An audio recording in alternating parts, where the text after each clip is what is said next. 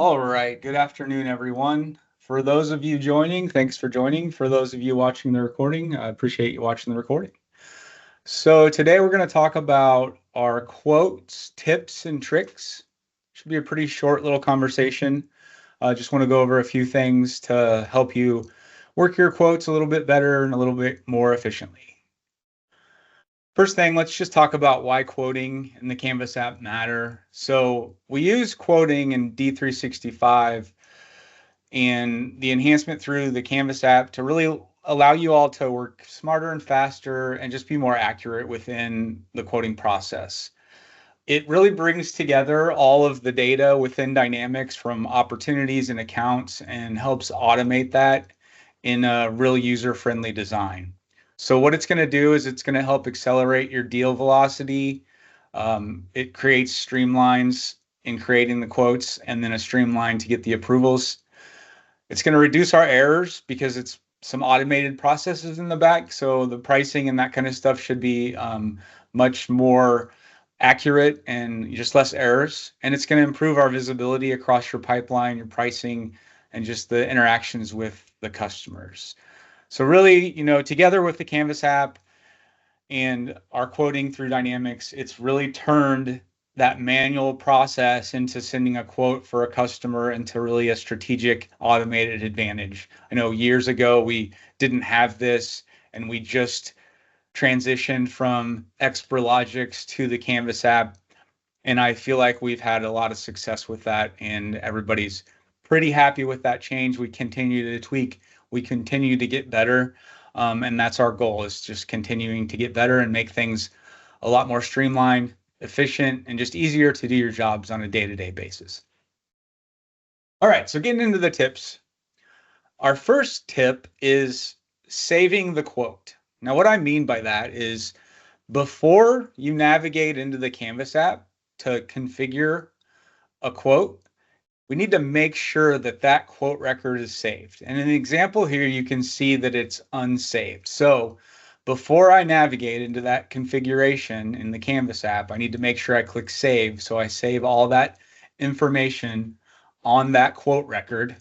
So the Canvas app knows what it needs to pull. Now, what will happen if you don't save that and you just log into the configuration is it's going to not know what STOs or what other customization options it needs to pull in to make available for you.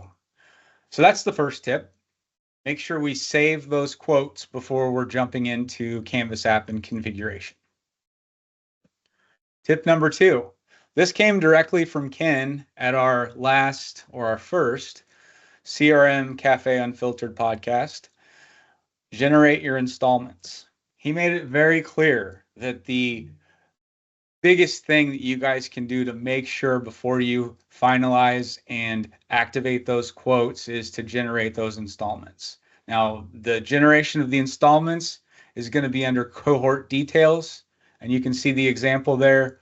You just click the little drop down, select yes, then it'll save up, and then on the installments page, you'll see the installments based on the criteria that has been set for that cohort. Now, if you don't do this, we're going to run into delays in the process and getting the orders processed, and the orders and billings team is going to come back and say, hey, we need to generate these. It's just going to cause a delay in that process of creating those orders and getting the customer the products that they're expecting. Tip number 3, multiple cohorts. Sure, most of you are aware, but for those of you that aren't, if a product and the pricing within a quote are aligned and you just need to add cohorts, you can do that with one quote. So the way you would do that is you would create the quote with one of the cohorts, and then once you go into cohort details, you would just add the additional cohorts that are aligned with that quote. Again, these need to have the same products, so the same bundles or the same STO, and the pricing needs to be aligned as well. I do feel like there is an option to where we can make some minor updates within the institutional pricing, but I feel like we want to just keep that, to a minimum. We want to make sure that any cohorts we add to these quotes, the pricing and the products are going to be the same. If you have differing products across cohorts or the pricing is different, you're going to have to do multiple quotes for each cohort. Tip number 4, approval comments. When you're sending a quote for approval, each quote requires comments to put in. Now, the comments need to be detailed and specific, or that quote will get rejected. Now, when I say detailed and specific, I'm not saying write a book. Just be very, very detailed in your comment and very specific. Be detailed and straight to the point. So not a big paragraph, but give enough information that the approver knows why this quote is being discounted. Another little caveat that has been changed over the last few months was we included a rejected quotes comment, a resubmitted comment. So if you get a quote that is rejected for whatever reason, and you need to make those changes, you will be required to enter another comment, approval comment, or a resubmitted comment.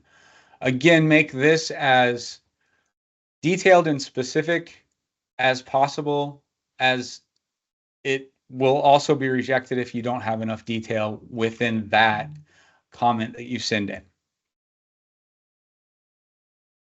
Tip number 5.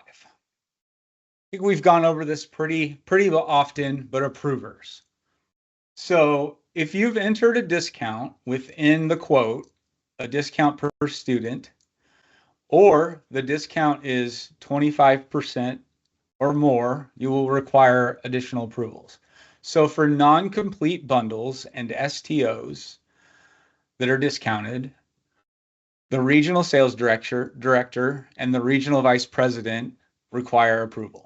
For complete bundles, the regional vice president and then the executive vice president require approval. And then any bundle or STO that has a discount of 25% or more will require finance approval.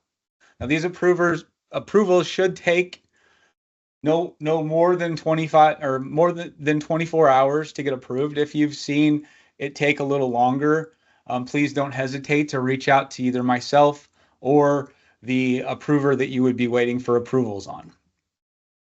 And I'll show you here next in the next tip where you can find those approvers.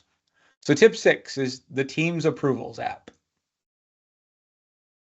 Within Microsoft Teams, you can download the Approvals app, and you will go here if you want to see where your approval that you've sent is currently in the process. So you'll navigate to the Approvals app.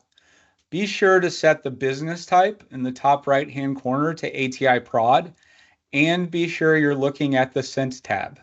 Neither of these are defaults, so you'll have to make those updates every time you go into the approvals. Now, once you have those defaults set, you should see something like this. It'll show you all of the approvals that you have sent and where they stand in the approvals process. Now, each approval will show multiple approvers in the list. So if it is an approval with less than a 25% discount, you should only see 2 approvers. And that would be, like what we said in the last slide. If it's a non-complete bundle or an STO, it'll be the director and the regional vice president. And if it's a complete bundle, it will be the regional vice president and the executive vice president. And then again, if it is over 25%, you'll also see a line for finance.